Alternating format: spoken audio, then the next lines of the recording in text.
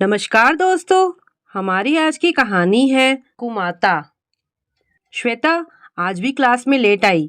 मैंने attendance register से नजरें हटा उसकी तरफ देखा और डांटते हुए अंदर आने को कहा। अक्सर श्वेता लेट आती और कुछ ना कुछ बहाने बनाती। मैंने उस समय उससे कुछ भी कहना उचित न समझा। वो अपनी सीट पर जाकर बैठ गई, सिर झुकाए मेरी नज़रों से बचते हुए अपने पास बैठी दोस्त रेखा को कुछ कहा। फिर दोनों की नजरें मेरी तरफ उठी। उन्हें देख मुझे पता चल गया था आज कुछ हुआ। नया बहाना बना रही है। मैंने पढ़ाना शुरू कर दिया। बीच बीच में जब भी मेरी नजरें श्वेता से टकराती तो वह सिर झुका लेती। क्लास खत्म होते ही वह भागती हुई मेरे पास आई और कहा, मैडम मुझे आपको कुछ बताना है। मैंने कहा, अभी नहीं, अभी मैं दूसरी क्लास लेने जा रही हूँ। जब फ्री हो जाऊंगी तो मैं तुम्हें बुला लूंगी। उस दिन तो क्लास लेने में और पेपर बनाने में ऐसी उलझी रही कि श्वेता को बुलाने की बात भूल ही गई। घर आकर मुझे श्वेता का ख्याल आया। मैंने सोचा कल उससे बात जरूर करूंगी। दूसरे दिन वह लेट आई। उसकी आंखों में प्रश्न साफ नजर आ रहा था। शायद कल वाली बात वह फिर आज पूछना चाहती थी। मैंने आंखों के इशारे से उसे बाद में मिलने की बात कह पढ़ाना शुरू कर दिया। हम सब शिक्षक आंखों की भाषा का इस्तेमाल ऐसी घड़ी में बहुत अच्छे से करते हैं।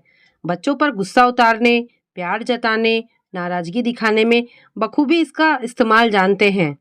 मैंने जब उसकी तरफ देखा, उसकी आंखों में आत्मविश्वास की झलक दिखी।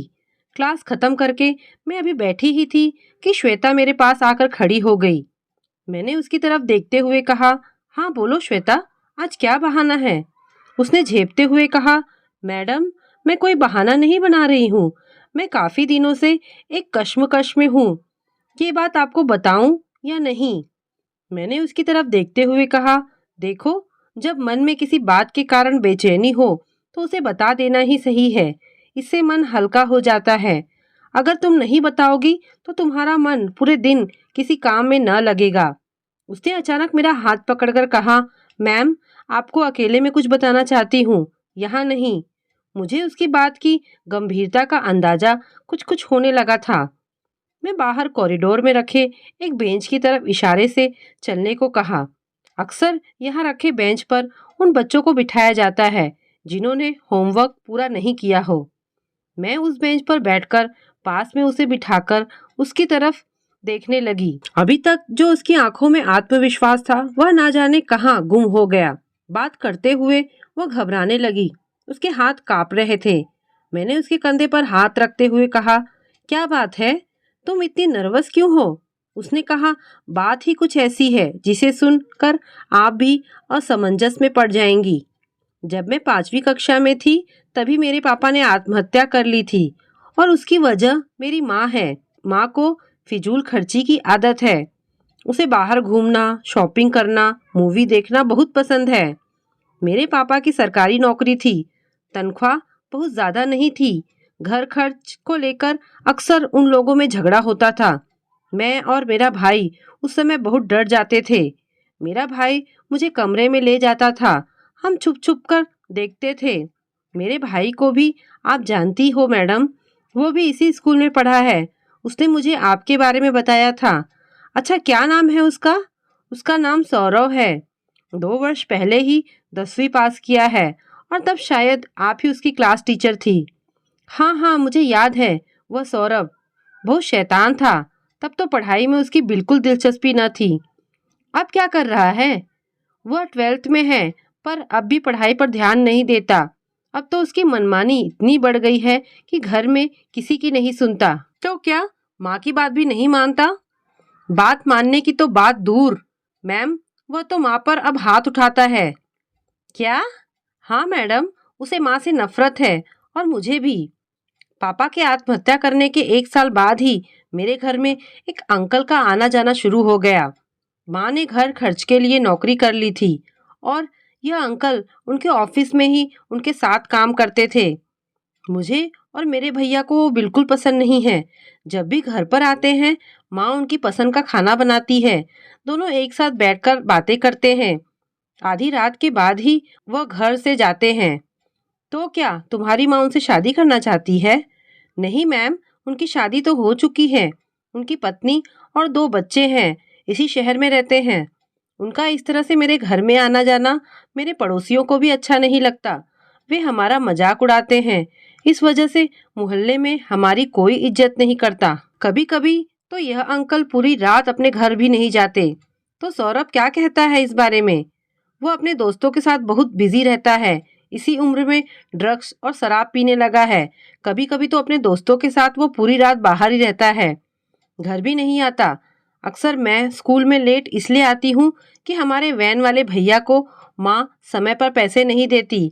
इस बार उसने मुझे लाने से मना कर दिया। अब मैं पैदल चलकर आती हूँ, इसलिए स्कूल पहुँचने में लेट हो जाती हूँ। घर के सब काम भी मुझे ही करके आने पड़ते हैं।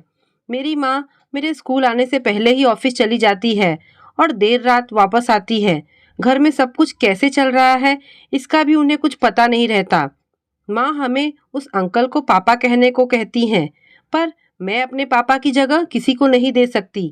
पहले तो वो अंकल मुझे बेटी कहकर पुकारते थे, पर पिछले कुछ दिनों से मुझे उनसे डर लगने लगा है। क्यों? इसमें डरने की क्या बात है? मैडम, वह मुझे बहुत गलत ढंग से छूते हैं और कहते हैं, तुम तो अपनी माँ से भी सुंदर हो। मेरे पास आकर बैठो, मुझसे बातें करो। मुझे उनकी बातें सुनकर बहुत डर लगने लगा है। मैं क्या करूं? माँ उनके खिलाफ कुछ सुनना नहीं चाहती। भैया से भी ऐसी बात करने में शर्म आती है और उसने तो घर में आना ही बंद कर दिया है। शायद वह मेरी बात समझ ना पाएगा। उसकी बातें सुनकर मुझे लगा यह सब बातें तो हम सीरियल और सिनेमा में देखते आए हैं, पर हकीकत में ऐसी घटनाएं हमारे आसपास भी हो रही है। इसका तो हमें एहसास ही नहीं होता। मैंने उसे बीच में टोकते हुए कहा, तो क्या तुम्हारे कोई रिश्तेदार नहीं है इस शहर में? मेरा मतलब चाचा, बुआ या फिर मामा। उसने कहा, मेरे पापा के जाने के बाद मेरे दादाजी ने हमसे संबंध तोड़ दिया, क्योंकि उन्हें भी मालूम था कि पापा की आत्महत्या के पीछे मेरी माँ ही जिम्मेदार है। मेरे मामा दूसरे शहर में रहते हैं। हाँ, नाते रिश्तेदारों में बस एक मामा की लड़की रीना है, जिसे मैं मन की बातें कह सकती हूँ। वो मुझसे 1 साल बड़ी है। शिवानी के साथ भविष्य में कुछ अनर्थ होने की आशंका ने मुझे घेर लिया। मैंने तुरंत कहा, तुम रीना को अपने साथ होने वाली ये सारी बातें बता दो और संभव हो तो शीघ्र ही उनके पास चली जाओ। उसने हामी भरते हुए सिर हिला दिया। मैं अपराध बोध से घिर गई। ये हमारे बच्चे इतनी छोटी उम्र में न जाने कैसे कैसे परिस्थितियों से गुजरते हैं और हम उनकी बात सुने बिना ना जाने क्या क्या कह जाते हैं। रिश्तों के ताने बाने कितने उलझते जा रहे हैं। पुत्र कुपुत्र होता है, पर माता कुमाता न होती, यह उक्ति भी अब तो झूठी साबित होने लगी है। शिवानी की बात सुनकर मन में थोड़ी बेचैनी होने लगी कि क्या ऐसी स्वार्थी माँ हमारे आसपास ही है जो अपने बच्चों के साथ ही ऐसा कर सकती है। तो दोस्तों, ये कहानी यहाँ पर समाप्त होती है। आपको ये कहानी कैसी लगी मुझे कमेंट करके अवश्य बताएं। धन्यवाद दोस्तों।